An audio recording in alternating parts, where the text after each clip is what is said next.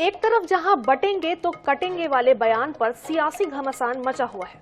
इसी बीच हिंदू एकता को लेकर बागेश्वर सरकार पंडित धीरेन्द्र कृष्ण शास्त्री ने बड़ी बात कह दी है। हिंदू राष्ट्र के लिए हिंदू एकता जरूरी, मंदिर में दलित भी बनेंगे पुजारी। पंडित धीरेन्द्र शास्त्री का बड़ा बयान, सनातन हिंदू एकता पदयात्रा का भी ऐलान।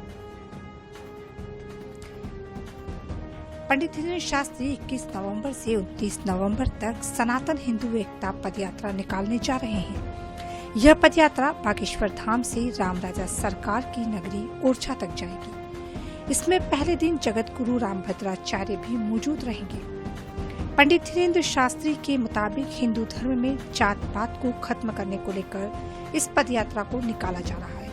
धीरेन्द्र शास्त्री का यह भी कहना है कि पदयात्रा में वो फूल माला स्वागत को स्वीकार नहीं करेंगे।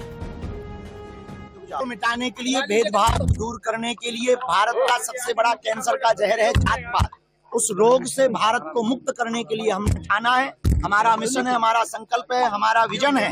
हर हाल में इस देश में सिर्फ 2 जातियां होनी चाहिए, एक अमीर की, एक गरीब की। इस प्रण को लेकर के हम बागेश्वर धाम से रामराजा ओरछा तक 160 किलोमीटर की पदयात्रा कर रहे हैं। अब तो करो या मरो की बारी है, क्योंकि भारत पर संकट भारी है। हम भारत के लोगों को, हिंदुओं को बांग्लादेश जैसा जलता हुआ, बिखरता हुआ नहीं देख सकते, इसलिए हम हिंदुओं को एक करने निकले। पंडित धीरेन्द्र शास्त्री इसे धर्म युद्ध बता रहे हैं। वो तो मंदिरों में दलित और आदिवासी को पुजारी बनाने के भी पक्ष में है। उनका साफ कहना है कि न कोई दलित है, न अगड़ा और न पिछड़ा है। इन सब के अलावा बाबा ने देश की बढ़ती जनसंख्या को लेकर भी बड़ा बयान दिया है। जितने शंकराचार्य मठों के आचार्य हैं, हम उनसे प्रार्थना करेंगे सामाजिक समरसता के लिए, सबको एक करने के लिए बेझिझक इस प्रकार की व्यवस्था होनी चाहिए। हम ये नहीं कहते कि कौन होना चाहिए, हम ये कहते हैं कि इस देश में ना दलित है, ना पिछड़े हैं, ना बिछड़े हैं, तो सब होने चाहिए। जब हम हिंदू ही बना रहे हैं तो फिर कौन इसमें दलित बच रहा। अब वही प्रश्न तो बहुत सुंदर, पहला प्रश्न जो है उसका उत्तर ले लो। घटती हुई जनसंख्या के लिए अब हमारी तो ब्याह को विचार है खुद का, तो हम तो बढ़ाएंगे ही, अब जितने हो पाएंगे सो बताएंगे। तो हम तो जनसंख्या बढ़ाएंगे, पर हम यही देश की कानून व्यवस्था और आपसे प्रार्थना करेंगे। आप कहते हो बच्चे 2 ही अच्छे, फिर चच्चे के 30 क्यों बच्चे। उधर इस मामले पर राजनीतिक प्रतिक्रिया भी आना शुरू हो गई है। बाबा की पदयात्रा पर कांग्रेस तंज कसती दिखी है, वहीं बीजेपी इसके समर्थन में खड़ी है।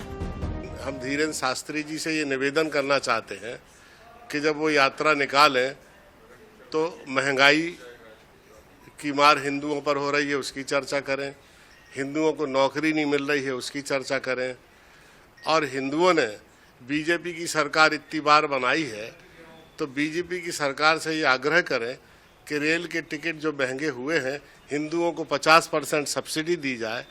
अब 150 रुपये लीटर तेल मिल रहा है तो हिंदू को भी मिल रहा है, मुसलमान को भी मिल रहा है।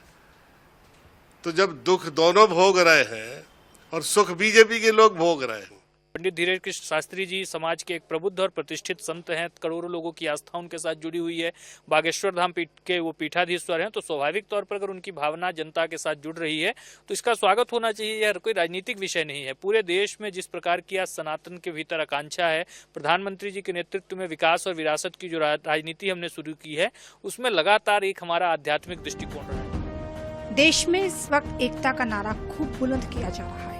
बीजेपी कह रही है कि बटोगे तो कटोगे, वहीं बीजेपी का एक ही नारा है, एक है तो सेफ है।